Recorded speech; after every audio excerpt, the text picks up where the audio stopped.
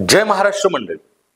पुणे येथील hit and run प्रकरण गाजल्यानंतर भरपूर ठिकाणी असे प्रकरण आपल्याला पाहायला भेटली, परंतु आता पुन्हा एकदा नागपुरात हिट अँड रन प्रकरण गाजत आहे ते एका वेगळ्याच कारणामुळे.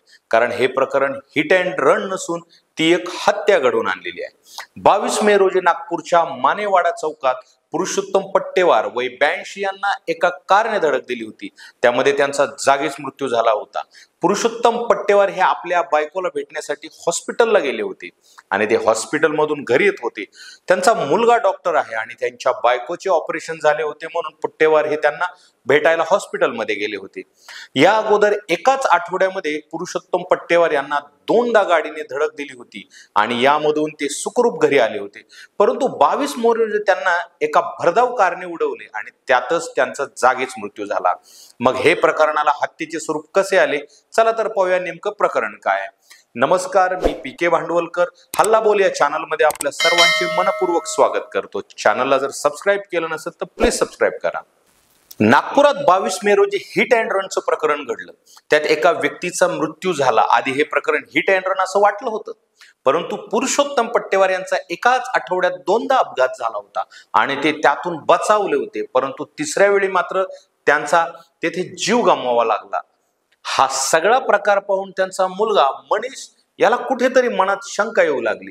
आपले वडील 2दा अपघातातून वाचवले, परंतु शेवटी त्यांचा अपघात झालाच आणि त्यातच त्यांचा मृत्यू झाला. ही गोष्ट त्याच्या मनात घर करून बसली होती.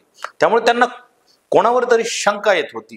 आपल्या वडिलांच्या पाठीमागे नक्की कोण लागला आहे आणि आपल्या वडिलांना कोण का मारेल हे त्यांना शोधायचे होते. म्हणून त्यांनी या अगोदर घडलेला सर्व प्रकार पोलिसांना जाऊन सांगितला. त्यामुळे दाल में कुछ काला है हे पोलिसांच्या लक्षात आले आणि त्यांना संशय आला आणि त्या दिशेने पोलिसांनी आपली चक्र फिरवायला सुरुवात केली.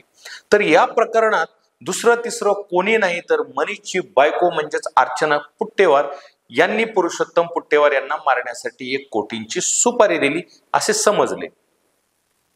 तर अर्चना पुट्टेवार यांनी पुरुषोत्तम पुट्टेवार यांना मारण्याची सुपारी का दिली याबद्दल आपण चर्चा करू.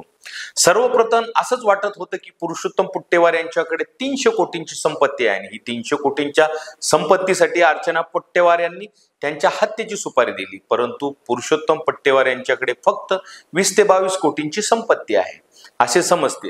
तरी मग अर्चना पुट्टेवार यांनी पुरुषोत्तम पुट्टेवार यांच्या हत्येची सुपारी का दिली? चला तर मग पाहूया नक्की या हत्येच्या सुपारी कोणत्या कारणासाठी दिली. या कुटुंबाची नागपूरच्या उंटखाना परिसरात 6000 स्क्वेअर फूटची जमीन आहे. या जमिनीवर अर्चना पुट्टे आणि प्रशांतला मॉल बनवायचा होता, पण योगिता आणि पुरुषोत्तमने त्यावर केस दाखल केली होती. म्हणूनच अर्चनाला मोठ्या अडचणी येत होत्या. पुरुषोत्तम पुट्टेवार यांना डॉक्टर मनीष, हेमंत आणि योगिता अशी 3 मुलं आहेत. तिघांचीही लग्न झालेली आहेत. अर्चना ही मनीष यांची बायको आहे. अर्चना, प्रशांत आणि प्रवीण हे बहीण भाऊ आहेत. योगिताचे अर्चनाच्या भावासोबत म्हणजेच प्रवीण सोबत लग्न झालं होतं, पण नवऱ्याचं निधन झाल्याने योगिता माहेरीच राहत होती.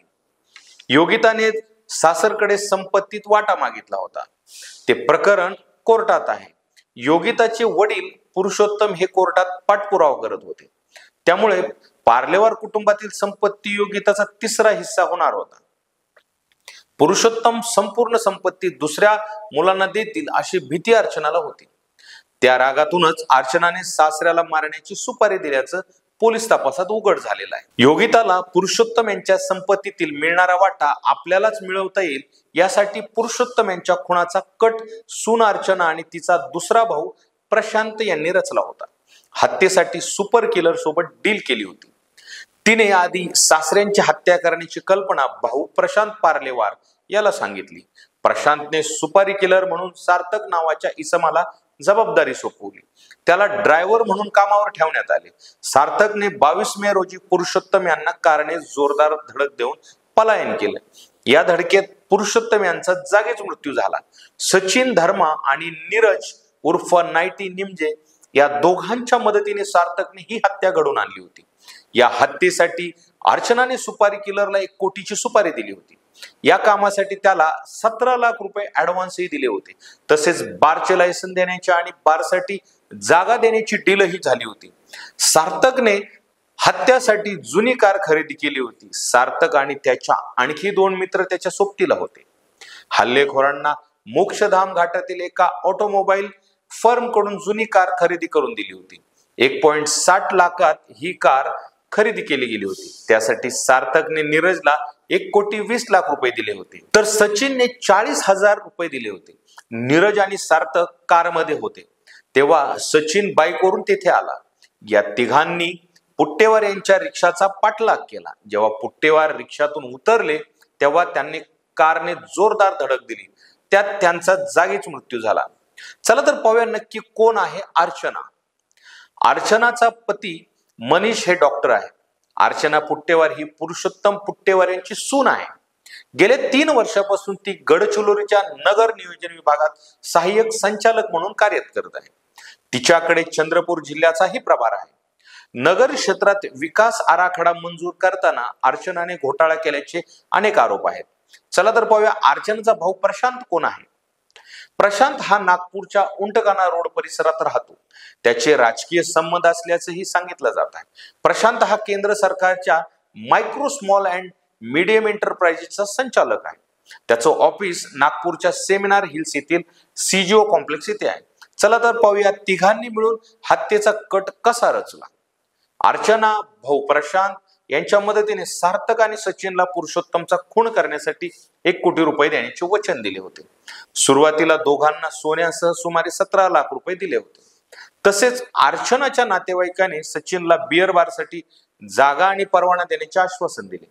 त्यामुळे सार्थक आणि सचिनने पुरुषोत्तमच्या हत्येच्या कटात नीरजला सामील. 22 मे रोजी पुरुषोत्तम यांच्या कार घेऊन पुरुषोत्तम पुट्टेवार यांना पाठलाग करण्याची योजना आखण्यात आली. यापूर्वी 18 मे रोजी अर्चना, सार्थक, सचिन आणि नीरज यांची एका निश्चित ठिकाणी भेट झाली होती.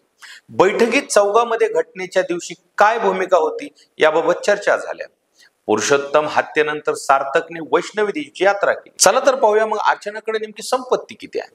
नगर रचना विभागात काम करत असताना अर्चनाने मोठी संपत्ती जमा केल्याचं समोर आले. अर्चनाकडे 2 फ्लॅट आहेत. तिचा एक फार्म हाऊस आहे. तसेच तिने अनेक ठिकाणी बेनामी मालमत्ता खरेदी केल्याची चर्चा आहे. या प्रकरणाची चौकशी होणार असल्याचं सांगितलं जात आहे. तसंच सोन्याचे बिस्किट, बांगड्या देखील आहेत. ते आता जमा करण्यात आलेले आहेत.